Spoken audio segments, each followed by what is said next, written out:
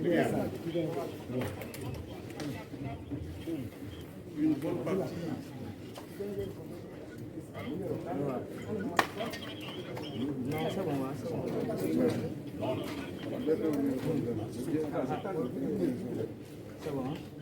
Une bonne partie de ce film a été fait en Wolof, mais en français. Ousmane Sonko disait ceci: tous ces jeunes qui sont à ce meeting, c'est-à-dire à Kermassar, sont au meilleur de leur forme. Ils se sont bien entraînés. Et si on leur donne des armes, ils seront prêts à combattre. Le peuple va sortir, va le sortir du palais, en parlant du président Macky Sall.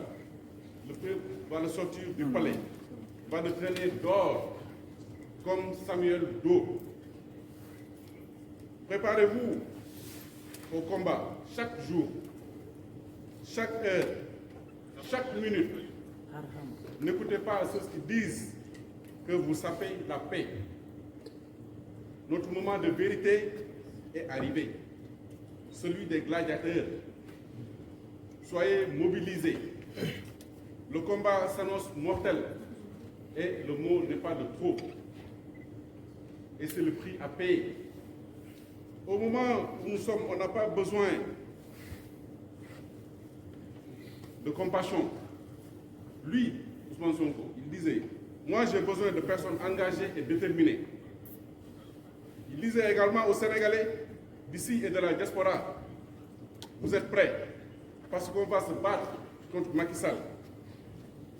Il ne doit pas achever son mandat. Si l'affaire brûle le pays, ils n'en sortiront pas eux-mêmes.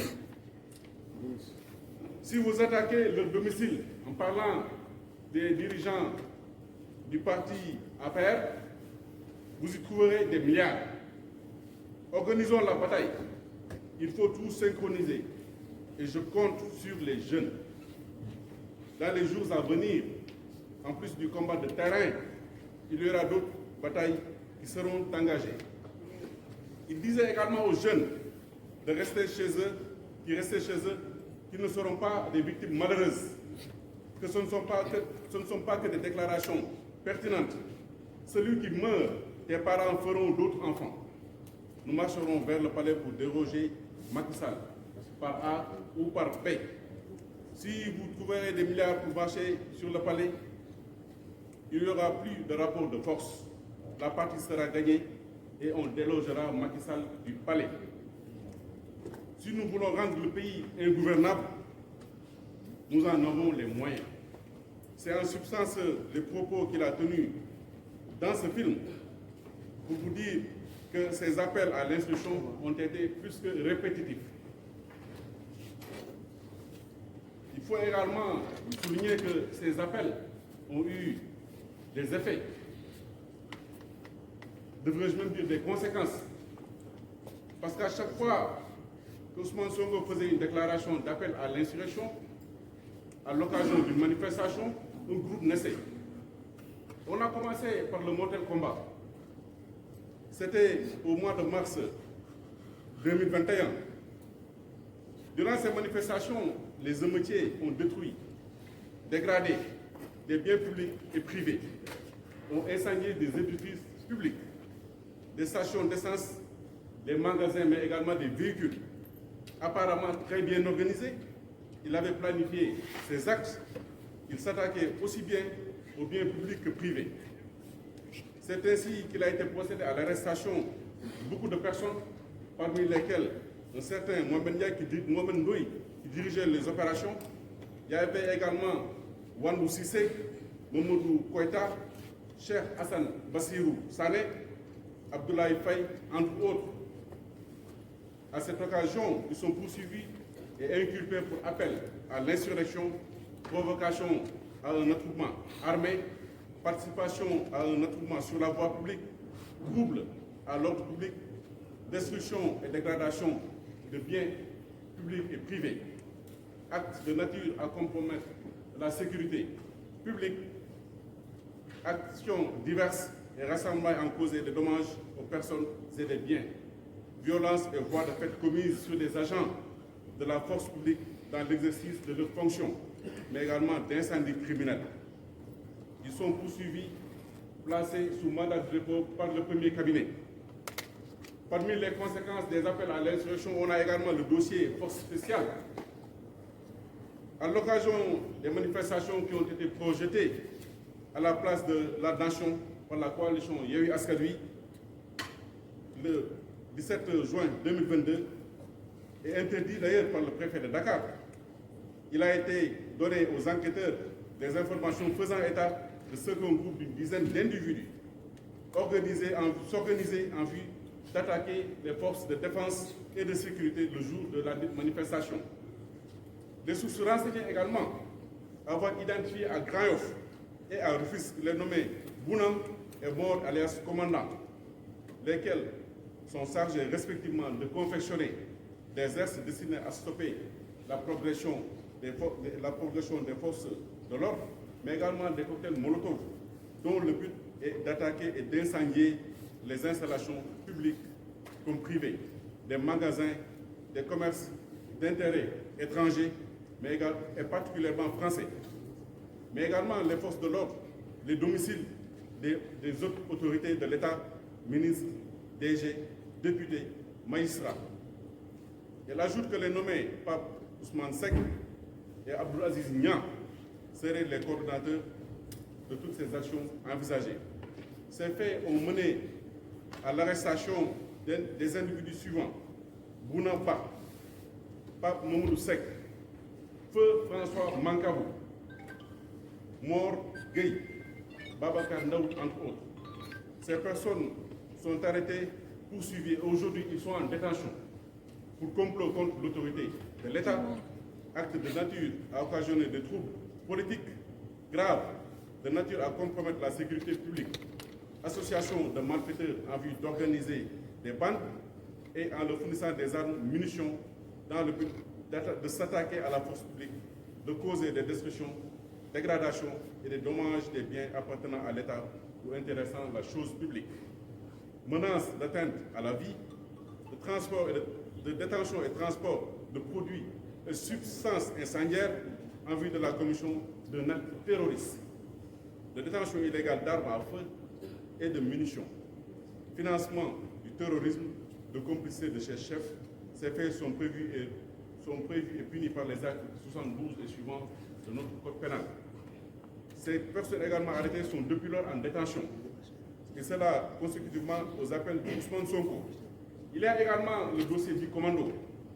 Au regard des renseignements qu'avaient reçus les services de sécurité, la source a fourni des preuves irréfutables découvertes dans des appareils téléphoniques de mise en cause, notamment par Bouba Mbao et Abdou Karim Bey, et des occurrences correspondantes et des récurrences correspondantes entre Mouramani Kaba Diakité, Famara Mané Di Nyancho et les autres membres du groupe. Tout porte à croire que ces personnes étaient déterminées à troubler par des moyens illégaux le fonctionnement régulier de l'État et également à exciter les citoyens à s'armer contre l'autorité de l'État.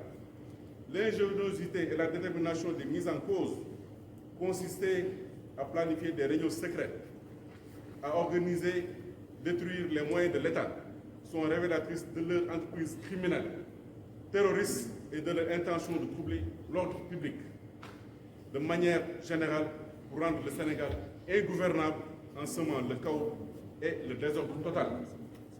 Ces individus étant dans la stratégie et l'opérationnel avaient comme cible les stations Total, les magasins Auchan, ainsi que les institutions et les domiciles des personnes qui incarnaient l'autorité publique. Les attaques de bus de Dakar Demdik qui ont été volontairement incendiées justifient à suffisance l'intention criminelle de ces individus chargés de mettre en œuvre les stratégies machiavéliques de Ousmane Sonko. Ces faits ont mené à l'arrestation de beaucoup d'individus, parmi lesquels on peut noter Cheikh Kébé, Mamadou Sané, Moussa Nying, Ahmed Dien, entre autres. Aujourd'hui, cette procédure est également pendante devant le juge du deuxième cabinet. Il y a également le dossier cocktail Molotov, car les enquêteurs, en exploitant une information émanant d'une source digne de foi, faisaient état de ce qu'un groupe de terroristes était en train de planifier des actes de nature à compromettre la sécurité publique, a occasionné des troubles politiques graves pour s'opposer à la tenue du procès en appel de Ousmane Sonko, poursuivi pour des faits de diffamation par M. Mambeyan. Une équipe des enquêteurs est parvenue à les infiltrer en vue de recueillir toutes les informations concernant les stratégies que ces individus comptaient mettre en place dans le but de créer une situation insurrectionnelle dans le pays. Un nombre impressionnant de cocktails Molotov a été retrouvé lors de cette perquisition. Et d'ailleurs, le procureur de l'époque avait fait un point de presse par rapport à ce dossier. Il avait également été procédé à l'arrestation, à l'occasion de ce dossier, de Mbaye Kane, Omar Aliou Bitey, alias Cheikh Omar Bitey, Ahmad Bitey, Ahmadou Fofona, Abdourahmane Mbouk. Ils sont poursuivis et inculpés pour association de malfaiteurs terroristes, détention de substances explosives en vue d'une utilisation sur les biens publics ou intéressant la chose publique, dans le but de compromettre la sécurité publique et occasionner des troubles politiques graves. Ils étaient également poursuivis pour financement du terrorisme, d'atteinte à la sûreté de l'État, complot contre l'autorité de l'État. Et enfin, le dernier dossier concerne le combat final. Et ça ne date pas de longtemps.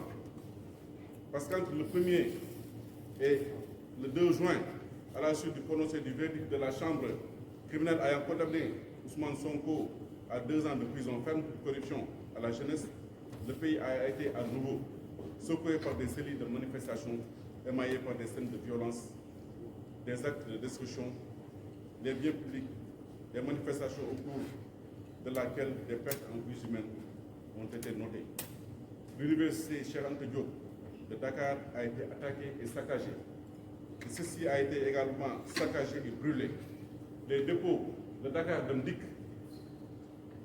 ont été également attaqués et brûlés. Divers tronçons du BRT ainsi que l'autoroute à péage ont également subi la fureur des manifestants. Les maisons des autorités politiques, judiciaires, administratives ont été saccagées et brûlées. Des images montrant des manifestants lourdement armés et circulant dans les rues de la capitale ont circulé dans les réseaux sociaux. L'objectif final était de marcher sur le palais pour y déloger le président de la République. Pour y répondre et ainsi répondre à l'appel et l'invite de Ousmane Sonko qui a ouvertement appelé ses partisans à le rejoindre dans la capitale pour mener l'assaut final contre le président Macky Sall. Ainsi, plusieurs dizaines de manifestants ont été interpellés entre Pikine, Rufisque, Dakar et Guédiawaye, inculpés et placés sous mandat de dépôt. En tout état de cause, toutes ces procédures que nous avons énoncées, qui ont causé des dégâts matériels inestimables à l'heure où nous tenons ce point de presse, ainsi que plus d'une quarantaine de morts entre mars 2021 et juin 2023, convergent inéluctablement vers Ousmane Sonko. Le ministère public que je représente dispose de l'opportunité des poursuites. Par conséquent, tant que les faits ne sont pas prescrits, nous pouvons toujours les engager. Ainsi, nous avons décidé de mettre en mouvement l'action publique. C'est pourquoi ce dernier est aujourd'hui en garde à vue et nous sera incessamment présenté, car sa procédure est pratiquement bouclée.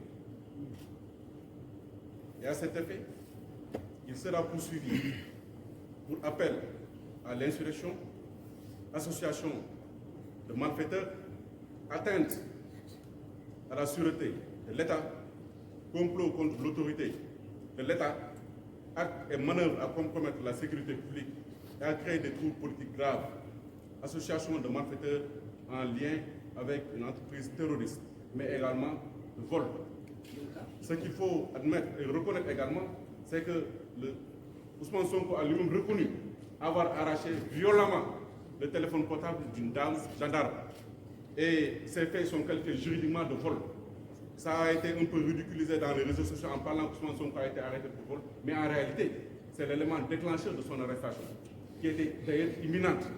Par conséquent, il sera également poursuivi pour vol. En conclusion, nous estimons que l'État garant des libertés individuelles, collectives et de la sécurité publique prendra toutes les dispositions nécessaires afin de maintenir l'ordre et de préserver les personnes et les biens de toute menace. Je vous remercie de votre aimable attention. C'est en ces termes que ce point de presse s'achève. Merci.